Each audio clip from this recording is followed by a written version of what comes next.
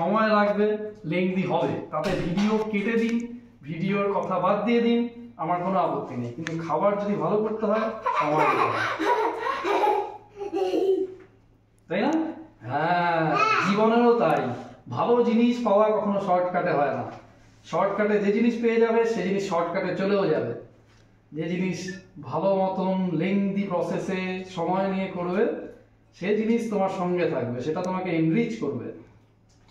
Fast food ভালো নয়, fast food তাড়াতাড়ি হয়ে যায়, শর্টকাটের খাবার, কিন্তু শরীরের জন্য একদম ভালো নয়। এইবার দেখো, এটা বেশ একটা মাখো মাখো তৈরি হয়েছে, দেখো একটা পেস্ট তৈরি হয়েছে। এবার এর মধ্যে আমি দিয়ে দিচ্ছি বাকি জিনিস, যেমন কমলাটা দেবে না, তিতো হয়ে যাবে।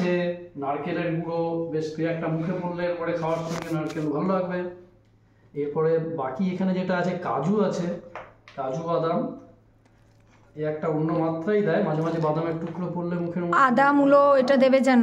হ্যাঁ, আদা মূলো তো ওটা নবান্নের একটা অংশ, আমি জানি না কেন আদা মূলো একটা ডিফারেন্ট ফ্লেভার, একটা ঝাল ঝাল ভাব দেয়, তাই না?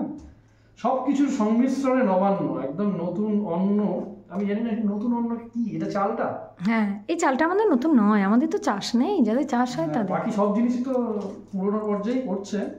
পুরোনো কালে আমি জানি না আপেল বাঙালিরা খেত কিনা নবান্নের মধ্যে, এত কিছু হতো না, ওই সব ক্ষীর দিয়ে দুধ দিয়ে কলা দিয়ে পুজো করে ওইটা দিয়ে মাখা হতো। বাকি সব জিনিস তো অ্যাক্সেসিবল ছিল না গ্রাম বাংলায়, বিশেষত প্রত্যন্ত গ্রামের দিকে তো কিশমিশ কাজু এগুলো তো ডেলিকেসি, বিলাসিতা তখনকার যুগে। এখনো কত জায়গায় এরা অ্যাক্সেস নেই।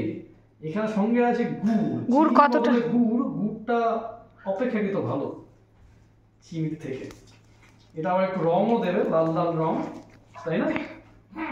ছোট বাচ্চারা তোমরা খুব খুশি, তাই না? হ্যাঁ, বাবার হাতের খাবার থেকেও বড় কথা এই বাংলার ঐতিহ্য। এখন আর এসব কেউ খায় না, এখন তো জামাই ষষ্ঠী পর্যন্ত হোটেল। বাংলার নবান্ন কোথায়? গ্রাম বাংলায় হতো, আমরা রাখছি সেটাকে। হ্যাঁ।